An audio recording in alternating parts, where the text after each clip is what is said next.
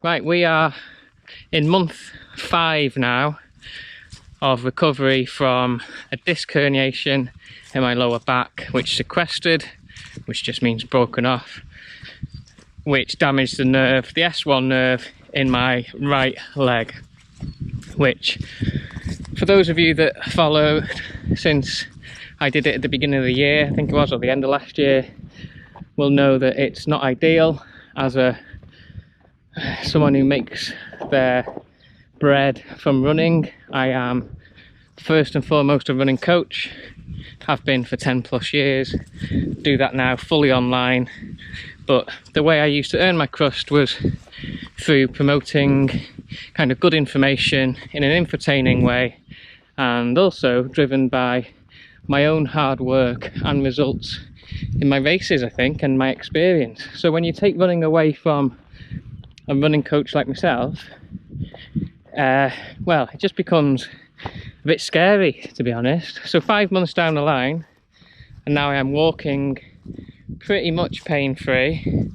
I see that as progress.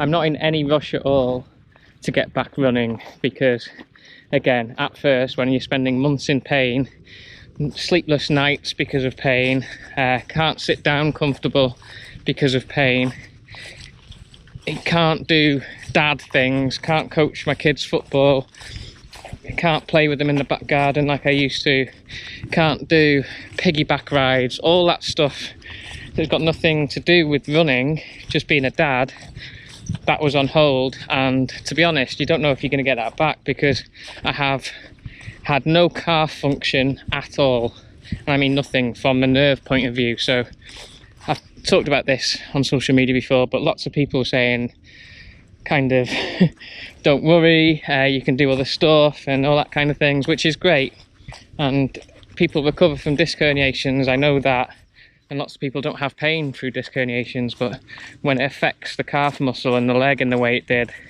it's yeah, that can become a problem.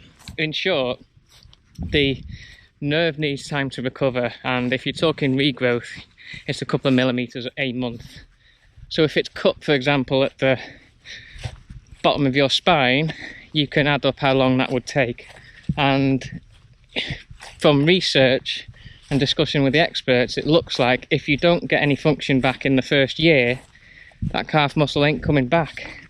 And arguably the calf muscles are my kind of best body part, for want of a better word. Yeah, I spent 20 years building up those calf muscles, and one of them is slowly disappearing. But enough about my calf inadequacies, because like I say, I am out on dog walks now, can walk 10k quite happily. The muscle fatigues after a while, and what I've done is just stuck to the rehab, and it's very low level. I've been doing breathing exercises, I've been doing some leg strength exercises, but not in kind of typical gym work. It's literally like lying on the floor, like really low level Pilates stuff. Remember, if my calf muscle doesn't function because of a nerve, it's very hard to kind of get around that in exercises.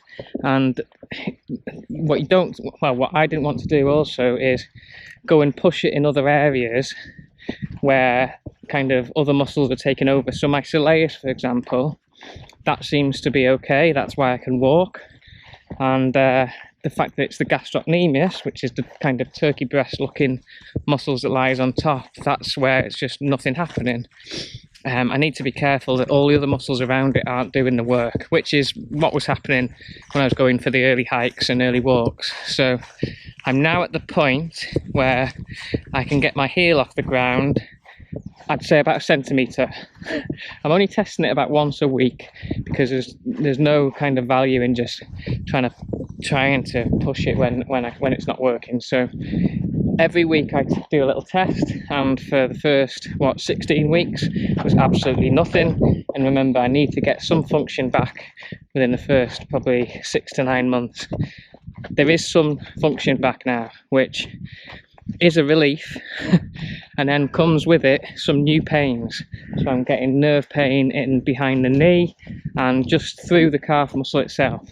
I'm hoping that is just the nature of the regeneration of the nerve, and it's slowly coming back.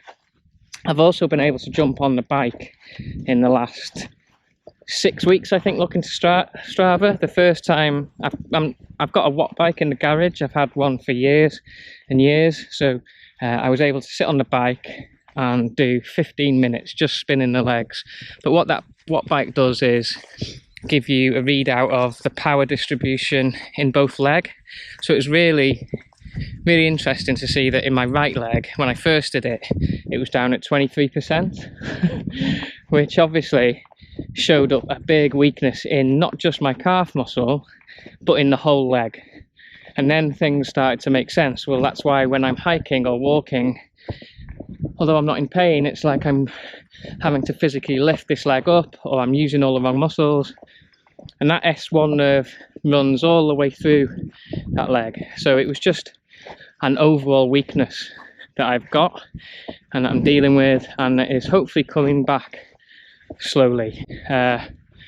Like, I'm not an expert in this stuff, but neuromuscularly, as in the connection between my muscles and brain and stuff, I feel like if I concentrate more on trying to engage that stuff, it has started to make a bit of an improvement. So just by getting on the bike and focusing my mind on pushing through that leg, quite quickly I was able to push a bit more power, to the point where when I get on the bike now and I push like still low watts in terms of power, it's not far off being even. It's just that my right leg fatigues a lot quicker, which makes sense, right? If it's the nerve issue, it just can't recruit those muscle fibers for very long. And if I cannot even do half a full calf raise, it's no wonder that I get tired going for a walk. Like, just in the 5 minutes talking to you now, I can feel that my leg is getting a little bit tired. It's not a bad thing. I think to kind of make progress, you've got to keep moving, you've got to keep positive, yeah, and when you've got good days, go for a longer walk. And when I have a bad day, because maybe I've gone for that longer walk, I chill out, and I've been okay with that. I've realised that the bike that I bought last year is too big for me. It was, in my defence, it was such a bargain, and I've always been a medium frame in bikes. I just bought it without going to see it, as in it was the last one, ex-demo, and I bought a medium, and when I wasn't coming back from injury and I was just using it for fun last summer, it was fine.